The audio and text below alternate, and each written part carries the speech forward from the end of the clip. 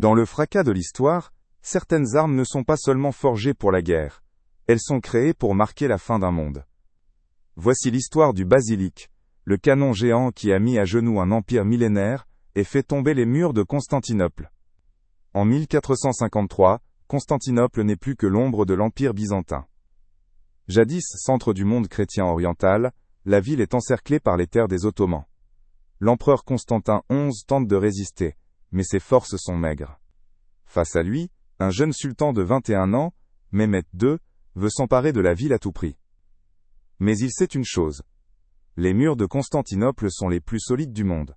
Il lui faut une arme hors du commun. Une arme jamais vue auparavant. C'est un homme venu de Hongrie qui apporte la solution. Il s'appelle Urban, ou Orban. Ingénieur et fondeur, il propose ses services d'abord aux Byzantins. Mais ils n'ont ni l'or, ni la vision.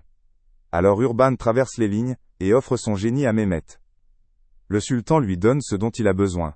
Or, homme, métal. Et ensemble ils forgent un monstre. Le basilic. Long de plus de 8 mètres, pesant près de 18 tonnes, il est capable de projeter un boulet de pierre de 500 kg à plusieurs centaines de mètres. Le bruit de son tir fait trembler le sol. Il ne tirera qu'un coup toutes les 2 heures, mais chaque coup est une apocalypse. En avril 1453, les Ottomans installent le basilic face aux murailles de Théodose. Ces remparts ont résisté à tous les assauts depuis 1000 ans. Mais ils n'ont jamais affronté ça. À chaque tir, c'est un morceau de mur qui s'effondre. Les défenseurs tentent de réparer la nuit ce que le basilic détruit le jour.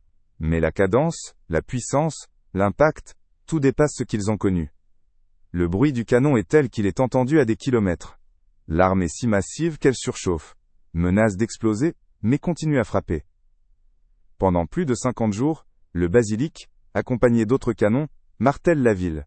Et le 29 mai 1453, à l'aube, les murs cèdent. Les troupes ottomanes s'engouffrent dans la brèche. L'empereur Constantin XI meurt au combat. La ville tombe. L'empire byzantin s'éteint. La chrétienté orientale perd sa capitale. Et le monde bascule dans une nouvelle ère. L'âge des forteresses invincibles est terminé. La poudre noire et les canons géants sont désormais les nouveaux rois des champs de bataille. Le basilic ne sera jamais reproduit. Il était trop lourd, trop lent, trop complexe. Mais il aura marqué l'histoire comme l'arme qui a changé la guerre. Il a inspiré l'artillerie de siège, les canons de forteresse, les bombardes européennes. Et surtout il a prouvé qu'aucune muraille, si épaisse soit-elle, ne pouvait résister à la puissance du feu. Le basilic n'est pas qu'un canon. C'est un symbole. Celui de la fin d'un monde, et du début d'un autre. Celui du génie humain, capable de bâtir, et de détruire.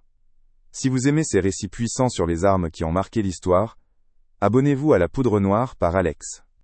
Ici on vous raconte les vraies batailles, les vraies armes, les vraies légendes. À très bientôt pour un nouveau tir.